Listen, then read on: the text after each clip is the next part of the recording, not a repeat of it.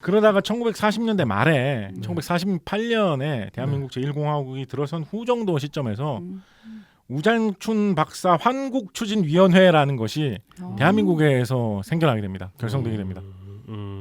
그래서 우장춘 박사를 지금 일본에 계신 우장춘 박사를 대한민국으로 데려오자. 그 위원회 위원장은 누구였을지 굉장히 궁금합니다만. 그거를 좀 찾아보시면 이것도 이야기거리가 길게 이어질 만한 그런 내용들입니다. 이것도. 아니, 그런데 일본에서 지금 직업이 없는 채로 계시는 분을 한국으로 데려오는 일은 위원회가 하기엔 너무 쉬운 일 아닐까요? 뭐가 있냐면 이때 당시에 일본하고 국교를 끊은 상태였거든요. 일본은 우리의 적이고 네. 일본이 우리에게 뭐 항복을 안 했기 때문에 네. 일본하고 국교를 유지할 이유가 없다라는 그런 명목으로 일본하고 국교가 성립이 안 돼 있을 시기거든요. 그래서 한번 오면 어떻게 해갖고 억지로 한번 오면 다시 일본으로 돌아가기가 굉장히 어렵습니다. 이분 일본에서 평생 사신 분이거든요. 그렇죠. 네. 가족도 다 일본에 있고. 이분 아버지가 조선인이라지만 그 기억도 잘 안 날 것 같은. 기억도 안 나죠. 한국에 친척도 거의 없어요. 네. 한국말도 모르고. 네. 이분의 자식들이 있을 거잖아요. 우장춘 박사. 우장춘 네. 박사 그 기구한 곡절 끝에 결혼한 네. 네네네. 그렇게 해서 꾸린 가정. 이분이 아내도 굉장히 좀 뭐라 그러죠? 사랑하셨고 아내에 대해서도 굉장히 좀 좋게 평가를 하셨거든요. 네. 내가 이렇게 연구에만 전념할 수 있었던 것은 아내가 연구 외에 모든 일을 다 돌봐줬기 때문이다. 라고 막 되게 고마워하시는 말씀 많이 하셨거든요. 그러니까 아내도 일본에 계속 있고 자식들도 다 일본에서 이제 키우셨거든요. 성을 바꿀 만큼 사랑해서 결혼한. 네. 근데 일본 기준으로 사실 성 바꾸는 게 큰일. 한국에서 성을 간다 뭐 이런 어감은 또 아니기 때문에. 네네네. 네. 그러니까 모셔오는 게 또 쉽지만은 않은 형편이에요. 한국에 와서 뭐 연구를 하면 연구가 뭐 훨씬 더 잘 된다는 뭐 그런 보장이 있는 건 더더욱 아니고. 그렇죠. 예. 그래서 우장춘 박사 환국추진위원회라는 것을 만들고 거기에 이제 위원회에 있는 사람들이 어떻게 우장춘 박사를 데려오면 연구를 할 여건을 만들어 보자 이런 것도 여러 군데 건의를 해서 추진을 하고 우장춘 박사님께 그 드릴 돈도 모읍니다. 심지어 시민 모금도 해요. 정착비 이런 6.25 전입니까 후입니까? 전이죠. 전이겠죠. 저는 시민 모금도 해요. 그러니까 새로 시작하는 나라에서 지금 우리나라가 나라를 잃었을 때 세계에 흩어졌던 인재들을 다시 불러 모아가지고 출발해야 된다. 이스라엘 건국할 때 보면 네, 네. 유대인들이 이런 운동 엄청 많이 했거든요. 그렇죠. 네. 네. 그 비슷한 건 나름대로 한국 버전으로 한 거예요. 우장춘 박사를 그 중에서의 그 어떤 첫 번째 목표로 중요한 목표로 삼아가지고 열심히 운동을 하신 것인데 대중적 인지도가 있고 실제 연구 실적도 좋고 불러오면 좋죠. 그렇죠. 네. 그리고 더군다나 이때 당시에 남한 지역, 특히 남한 지역에서는 주 산업이 농업이었거든요. 네. 그러니까 무슨 과학자라고 해가지고 뭐 갑자기 뭐 무슨 뭐 과학자 그게 이런 사람 불러와봐요. 화학자는 항상 중요합니다. 갑자기 뭐 죄송합니다. 갑자기 뭐 일반인들이 들었을 때 뭔지도 모를 것 같은 뭐 입자 물리의 물리학. 대가인 뭐 어떤 이런 사람을 데려와도 뭐 특히 충격이 없는데 네. 이분 배추 박사님이시라고 그쵸. 하는 분을 딱 데려오면 파급 효과도 충분히 있을 것 같고 네. 정치적으로도 있을 것 같고 그래가지고 잘 맞아떨어져서 준비를 열심히 하셨습니다.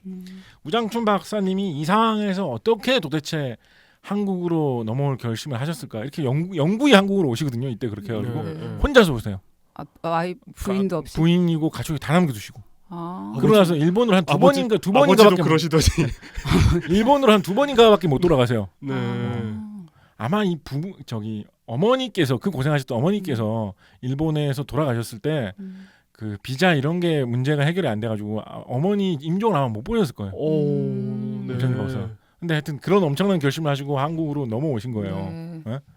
넘어오게 한 이유를 뭐 여러 가지 생각, 민족주의적인 이유, 뭐 그다음에 또 연구의 어떤 새로운 전기를 마련하기 위한 이유, 그리고 지금까지는 우장춘 박사가 항상 어떤 조직에서의 최고 책임자 역할은 좀 못하고 계셨거든요. 보면 네, 네. 한국에 오면 그런 단연 연구소장 이런 위치로 오게 될 것이니까 그런 것에 대한 어떤 새로운 기회 이런 것도 생각을 하셨거니와 한편으로는 이 우장춘 박사 환국추진위원회에서 돈도 좀 많이 모아줬습니다. 이 정도는 드려야지 된다라고 해서 제법 두둑하니 돈을 모아가지고 드렸습니다. 아, 네. 근데 왜 가족이 다 같이 오지는 않았을까요? 뭐 여러 가지로 생각을 했겠죠. 이 사람들이 다 일본에서 이미 정착을 해가지고 이분이 한국으로 넘어올 때 50대쯤 되셨을 시기거든요. 그러니까 자식들도 벌써 어느 정도 자라 있는 거예요. 얘들 다 갑자기 자식들도 다 한국말 못하잖아요. 그렇죠.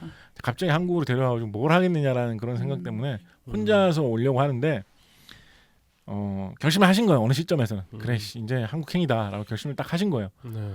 그리고 결심을 하신 여기에는 이제 우리가 이해하지 못한 어떤 그 제일 교포로서의 어떤 애환이나 그런 이런 거 그런 거 우리가 상상하지 생각해보세요. 못한 어떤 네. 것들이 있겠죠. 여러 가지 생각해 보세요. 네. 정말로 오고 싶어 하신 것 같아요. 결심 굳힌 다음에는 한국으로 넘어가려고 하니까 막상 일본 쪽에서 그 한국으로 갈 수 있는 배를 탈 수 있는 그런 거에 대한 어떤 그런 걸 또 안 주는 거예요. 네? 일본에서. 일본 입장에서는 일본 과학자니까. 그렇기도 하고 네. 국교가 성립 안 돼 있으니까 어떤 특별한 사정이 있어야만 한국으로 갈 수 있는 건데 너 특별한 사정 뭔데? 한국에서 좋은 직장에서 연구하겠다고? 그게 무슨 특별한 사정이야? 이런 식으로 해가지고 그런 허가를 안 해준 거예요. 그래서 우장춘 박사가 어떤 방법을 택하냐면 이것도 참 기구한데 네. 어떤 방법을 택하냐면 당시에 일본에 있던 한국인들 중에 불법 체류자로 처리되는 사람들은 수용소에서 모아놨다가 한국으로 추방하는 배에다가 태워보내서 돌려보내는 그런 곳이 있었습니다. 네. 그곳이 오무라 수용소 뭐 이런 곳이 있었는데 거기에 다짜고짜 쳐들어갑니다. 아 정말 나 한국 국적 있는 사람이고 뭐 일본 뭐 국적 그때 소적 이상하게 하고 취득한 거 있는데 그 사실은 사기다 뭐 이런 식으로 해가지고 한국인 불법 체류자라고 자신을 자인합니다. 그래가지고 그 한국인 불법 체류자 수용소에 일부러 끼어 들어가가지고 한국인 불법 체류자를 한국으로 쫓아보내는 배를 타고 대한민국으로 넘어옵니다. 정말 가고 싶지 않으면 하기 했을 것 같지 않은 방법이긴 하네요. 뭐 그런 거 있잖아요. 교수님 이제 결단하시죠. 그래 가지 공항으로 가자 이렇게 가는 게 아니라 진짜 적극적이고 그러니까 약간 무리할 정도의 노력을 해서 오신 거네요. 그렇게 해서 한국에 오니까 귀국 환영회를 해줬다고 해요. 근데 여기에 약간 또 오명한 에피소드가 하나가 있는데 한복을 입고 귀국 환영회에서 연설도 하시고 하셨거든요. 일본말로 하셨지만 네. 그때 그렇게 말씀하셨다고 그래요. 지금까지 어머니의 나라인 일본에서 열심히 일했으니까 앞으로는 아버지의 나라인 한국에서 남은 여생 몸 바쳐 일을 하고 뼈를 묻겠습니다 이렇게 얘기를 했다고 해요. 여기 이제 취재한 어떤 기자 중에 한 명, 기자였든지 뭐 어떤 구경하던 사람 중에였든지 한 명이 한복 입고 있는 걸 보고 그 한복은 일본에서부터 계속 입고 계시던 것인가요?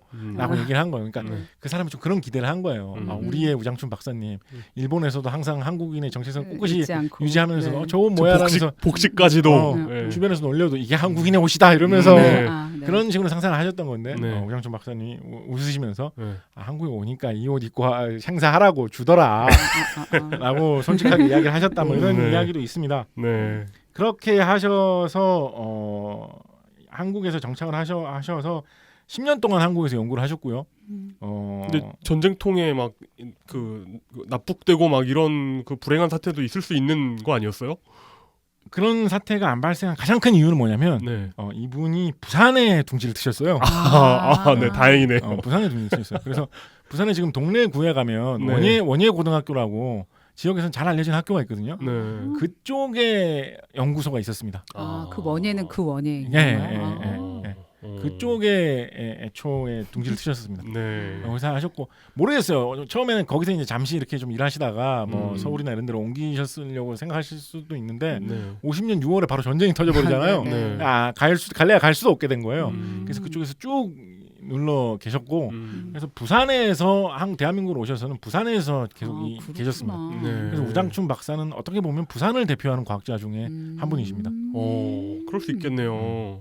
그리고 10년 동안 이 부산에서 머무시면서 연구를 하시는 동안 아까 최 팀장님께서 말씀하셨던 배추의 개량이라든가 무 개량하는 것도 일을 하셨고 그다음에 약간 김치 작물 위주로 뭐 그런 것도 있어요. 저 그 어렸을 때 봤던 전기에 그 얘기가 있었어요. 지금 우리가 먹는 김장 김치는 우장춘 박사가 없으면 나올 수 없었다. 막 그런 얘기 있었던 거 같아요.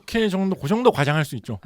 왜냐하면 그러니까 지금 우리가 먹고 있는 배추는 우장춘 박사가 개량한 것이다라고 하면 그건 아닙니다. 몬산토에서 씨앗 사서 한 건 아니에요?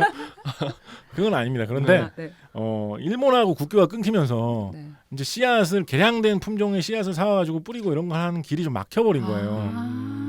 그래서 좀 그런 상황이었는데 우장춘 박사가 좋은 품종을 개발해가지고 한국에서도 씨앗을 개발해가지고 더 좋은 품종의 이런 거를 만들어서 심을 수 있다. 그렇게 하면 농업이 더욱더 발전한다라는 거를 보여주신 거죠. 그래서 네. 실제로 판매를 하시고 성공을 시킨 것도 있고 그래서 그게 직접적으로 지금 먹는 거로 다 퍼진 것은 아닌데 그렇구나. 그것을 보고 자극을 받아서 개발된 것들 우장춘 박사의 제자들이 개발한 것들 네. 이런 것들이 계속 내려오고 있는 것이 현재의 우리가 김장김치에서 먹고 있는 배추입니다. 네. 생각해보니까 그러네요. 이 당시에 한국 내에 어떤 뭐라고 해야 되지? 그 종자를 개발하시는 분들은 안 계셨을 것 같고 거의 안 계셨다고요. 네. 그래서 우리나라 어느 부서에서 만든 건지 지금 잘 잊었는데 그 우리나라의 그 농업 종자 산업의 발전사에 대해서 정리해 놓은 그 무슨 책자 같은 게 있거든요. 보고서 같은 게 있거든요. 거기를 읽어보면 첫 마디인가 뭐 둘째 문단에 첫 마디인가에 그렇게 적혀 있습니다.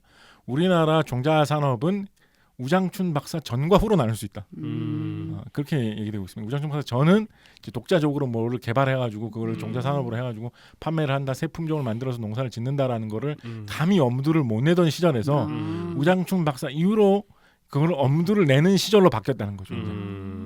그래서 뭐 이렇게 되게 그런 보고서나 공적인 논문에서 뭐 무엇은 누구나 뭐 어떤 사건 전과 후로 나뉜다라는 말이 나오면 대부분 그 뒷부분은 그 후에 관한 이야기죠. 네. 그런 이야기도 있어요. 감귤 있죠. 귤. 네. 제주도에서 많이 키우는 귤. 귤을 뭐 지금에 있는 귤도 우장춘 박사가 개발한 것이다라는 식의 이야기도 많이 어떤 데 보면 인터넷에 좀 돌아다니는 거 있는데 약간 과장이고 그것도 네. 마찬가지로 귤이 지금처럼 제주도에서 많이 퍼져가지고 엄청나게 나오게 된 게 이게 그렇게 오래된 일이 아니거든요. 맞아. 네, 이게, 그래요? 이게 오래된 일이 아니에요. 60년대만 해도 이렇게 않았어요. 그래요? 네, 7, 80년대를 지나면서 이렇게 됐거든요. 80년대만 해도 지금과는 또 좀 달랐어요. 그러니까 60년대 지나면서 7, 80년대를 거쳐서 변화해가지고 90년대쯤 되면서 지금하고 비슷하게 좀 잘 8, 90년대에 이렇게 된 거거든요. 사실은. 수라상에 뭐 귤이 올라가거나 뭐 이런 게 아니에요? 그런 건 있었죠. 근데 이렇게 대규모로 작물로 만들어서 재배를 하던 게 아니었던 거예요. 그래서 오히려 일제 강점기에 그런 게 남부지방이나 제주도에서 조금씩 시도되다가 광복되면서 오히려 그런 것이 또 맥이 좀 끊기기도 하고 막 그런 우여곡절이 제주도 감귤의 발전사도 찾아보면 우여곡절 재밌는 게 많습니다. 누가 뭐 어떻게 시작을 했는데 뭐 망했다가 누가 다 이런 거 재밌는 게 많은데 우장춘 박사 그거를 시도하는 데서도 공을 좀 들인 기록이 있습니다. 네. 영향도 좀 끼쳤고 네. 그렇지만 그것이 지금의 제주도 귤하고 직계로 연결되는 건 또 아닙니다. 그런 식의 이야기들이 있습니다. 네.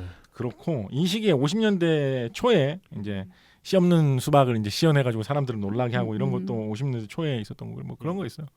우장춘 박사가 씨 없는 수박을 길러가지고 그거를 자유당의 이기붕한테 뭐 선물했더니 이기붕이가 맛있게 먹었다더라. 뭐 이런 이야기 막 사람들 사이에 막 나오고 그렇습니다. 네. 네, 그래서 그런 식으로 우리나라의 이 농학 그다음에 또 뭐 크게 보면 뭐 생물학과 유전학에까지 발전에 좀 이렇게 공헌을 하셨고 한편으로는 요거를 마지막 이야기로 이렇게 하시다가 한 10년 정도 몸으시다가 1959년에 61세의 나이로 작곡을 하시거든요.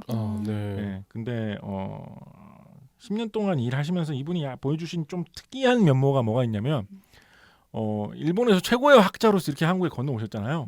그러면 어떻게 보면 한국에서의 최고의 어떤 학생들을 모아가지고 자기 제자로 거느리면서 막 이렇게 하셨을 수도 있을 것 같지 않나요? 네, 그죠? 네. 이분 전혀 그렇게 하지 않고 진짜요? 자기 연구소에 들어오는 사람들을 대부분 좀 학력이 그다지 높지 않은 사람들을 굉장히 많은 비중으로 뽑았습니다. 그러니까 무슨 뭐 교수를 하시거나 이런 게 아니네요. 교수 한 번도 하신 적 없습니다. 이분. 네. 교수를 하나 무슨 뭐 어떤 그런 정부 부처의 차관이나 장관을 하라 이런 제안을 많이 받으셨는데 교수 자리조차 안 맡으셨습니다. 이분. 연구소에서 이 농업연구소에서 농업연구만 하셨고 제자들도 그런 명문 대학교 출신의 그런 사람들을 뽑은 게 아니라 부산에서 농사 짓다가 뭐 공부 조금 더 해가지고 나도 뭔가를 하고 싶은데 이런 사람들을 연구원으로 뽑았습니다. 그런 사람들을 자기 연구소에서 길러냈습니다. 이렇게 얘기하면 또 굉장히 멋있어 보이지만 한편으로는 그렇기 때문에 연구가 굉장히 혹독하고 힘들었다고 해요. 몸을 쓰는 일이 너무 많고 그리고 뭐 그에 비해서 뭐 월급이나 이런 건 굉장히 박하고 굉장히 힘들었다고 해요. 그래서 막 그 연구원들이 약간 좀 항의하는 방식으로 도저히 못 살겠다라는 이런 이야기를 했다는 그런 기록도 조금 있고 그런데 그렇게 항의를 하면서도 자기들도 항의를 강하게 할 수 없던 것이 우장준 박사님도 같이 엄청 고생하시면서 열심히 일하시거든요. 네. 내 박사 논문 없어진 얘기 들어볼래? 뭐 이런. 그런 일도 있었고. 네. 그럼 뭐 웃지 못할 이야기도 좀 있어요. 또 뭐 이런 약간 정치적으로 비화되거나 이런 것 때문에 뭐 싸움 나는 일도 그런 것도 좀 생기고 예를 들면 뭐 그런 이게 농업 연구를 하잖아요. 농업 연구를 하는데 이제 뭐 배추나 무 이런 걸 기른단 말이에요. 연구를 하기 위해서. 네. 이제 다 기르고 이제 실험 보고서 다 만든 다음에 배추나 무를 뽑아서 이제 연구원들끼리 집에 가져가서 먹은 거예요, 그냥. 네네. 이게 약간 횡령 이런 거 아니냐. 정말요. 그런 식으로 사실 그런 거 잘못하면 횡령 되는 수가 있거든요. 네, 맞아요. 그런 되는 수가 있거든요. 그래서 이걸 어디까지는 그냥 어느 정도 처분하는 걸 봐주고 어디부터는 횡령이냐 이런 것 때문에 문제가 된 일도 있고 그래서 좀 골치 아픈 일도 있었는데 하여튼 뭐 그런 우여곡절 속에서도 제자들을 많이 기르셔가지고 그 우장춘 학파라고 할까 약간 이런 것이 형성될 정도로 이 제자들이 어떤 추도식 뭐 우장춘 박사 기념식 이런 것도 수십 년 동안 열심히 했어요. 이분들이 굉장히 제자들한테는 존경을 많이 받으시면서 싫어할 때는 싫어한 분들도 있었지만 갈등을 빚고 뛰쳐나간 사람들도 없는 거 아니었어요. 네. 그렇지만 그렇게 또 마음이 잘 의기투합했던 제자들은 그러니까 하나같이 말하는 게 우장춘 박사가 천재학자 뭐 이런 식으로 이야기 들어가지고 연구소에서 그 소장을 하셨는데 막상 연구소에서 보면 그냥 농사 짓는 아저씨 같은 모습인 거예요. 항상 이제 몸에 지능 묻히시고 실제로 일하고 계시고 그 정말로 열심히 일하고 그걸 보면서 좀 충격도 받고 한편으로는 와, 진짜 너무 힘들게 일한다는 것때 겁도 좀 먹고 그런 분위기에 대해서 많은 사람들이 입을 모으고 있습니다. 그 김박사넷 이런 거 그때 있었으면 막 확실히 배울 수는 있는데 너무 일이 빡세 연구소가 빡세 막 이런 거 써놨을 것 같아요. 뭐 그럴만하죠. 너무 돈이 적고 육체 노동이 많으면 그렇지만 확실히 배울 수는 있습니다. 그런 이야기를 했다고요. 이 시기에 우장춘 박사님 시험을 위한 시험이나 논문을 위한 실험을 하지를 말아라. 뭐 이런 어마어마한 말씀하셨다 그래요. 그러니까 실질적인 의미가 있는 연구를 하라는 거예요. 실적을 위해서 뭔가를 하거나 논문 편수를 늘리기 위해서 뭔가를 하지 말고 실질적으로 사회에 도움이 될 수 있는 연구를 하라는 거예요. 논문 편수를 위한 연구를 해도 어려운데. 근데 이제 이분은 약간 어떤 느낌이 좀 있냐면 되게 그 회사 생활을 계속한 사람의 그 회사원 감각 같은 거 있잖아요. 그러니까 어떤 뭐라고 해야 되지? 그러니까 이제 그러니까 회사원들은 좀 그런 감각이 있거든요. 그러니까 윗사람이 뭐라고 하거나 뭐 어쩌거나 상관없이 내가 하는 일이 궁극적으로 도움이 되는 일이면은 윗사람 욕해가면서 한다. 약간 이런 좀 감각이 있거든요. 그러니까 맞아요. 그런 느낌이 있어요. 그리고 이분이 겪으신 어떤 그 우여곡절에 비해서 어떤 내적 혼란에 대한 흔적이나 이런 게 지나치게 없다는 느낌이 좀 듭니다. 계속 자기 일을 그냥 계속 한다는 느낌이 들어요. 비슷한 느낌인 것 같죠. 그런 것 같아요. 사실 엄청난 일이잖아요. 그러니까 나는 거의 그러니까 아버지를 굉장히 어린 나이에 잃었는데 그 아버지가 조선에서 큰 죄를 짓고 온 사람이고 그리고 그렇게 자라가지고 나는 조선과 아무 상관없는 그냥 자라는데 어쨌든 난 조선인이고 내 처자식 있는데 거기로 넘어가고 뭐 이런 게 너무너무 엄청난 일들이잖아요, 사실. 그런 걸 이렇게 네, 이제 SNS가 없는 시절의 축복이랄까 그렇게 볼 수도 있지 않을까요? 그렇죠. 만약에 뭐 이런 SNS 하셨으면은 엄청나게 많은 흑역사가. 한 가지 안타까운 것은 이분이 이렇게 부산을 대표하는 과학자로 손꼽을 만한 인물이고 전 국민이 아직도 이름을 잘 아는 인물인데 이분이 한국에 처음 정착해가지고 열심히 일했던 그런 연구소 건물이라든가 하다못해 우장춘 박사가 처음 배추 심었던 무슨 터 뭐 이런 것도 남아 있을 법도 하잖아요. 없나요? 전혀 없습니다. 전혀요? 네, 이분이 작고한 뒤 한 10년 정도 지나서 1960년에 이제 이 농사에 관련된 시험장 이런 걸 좀 통합하자. 뭐 갑자기 부산에 떨렁 하나 이상한 게 있고 이게 뭐냐라고 해가지고 이런 조직을 다 통합을 해가지고 수원으로 조직을 옮기게 됩니다. 수원으로 조직을 옮기면서 부산에 있는 그 옛 우장춘 박사가 실험하던 그 터는 그냥 땅이 팔린 거예요. 다른 사람들 팔려서. 너무 아쉽다. 그래서 지금 그냥 빌라 뭐 이렇게 들어서 있어요. 지금. 진짜요? 그 곳에는 흔적도 없습니다라고 이야기하면 흔적만 있습니다. 우장춘 박사 동상이 하나가 거기 서 있고요. 그 자리에. 그리고 최근에 아직 10년도 안 된, 10년은 됐나? 21세기 들어와가지고 거기에 어떤 그런 작은 기념관 같은 게 하나 있습니다. 한 25초 정도면 돌아볼 수 있는 정도의 25초. 작은 그런 기념관 같은 게 하나가 있어가지고 정말로 그 25초면 돌아볼 수 있는 기념관 없을 때는 아무것도 없고 그냥 덩그러니 동상 하나밖에 없었거든요. 동상도 뭐 큰 동상도 아니고 이렇게 얼굴 머리 있는 그 네네네. 동상 하나밖에 없었거든요. 흉상이라고 하는. 근데 지금은 그 25초 돌아볼 수 있는 그래도 기념관이 그래도 하나가 있고 네. 예터에 하나가 있고 그리고 그 옆에 우장춘 박사가 어머니 상을 당했을 때 제대로 장례를 못 치렀다라고 말씀드렸잖아요. 네. 일본으로 돌아가는 게 힘들어가지고 그래가지고 조의금을 받은 거를 모아가지고 그 돈으로 우물을 팠어요.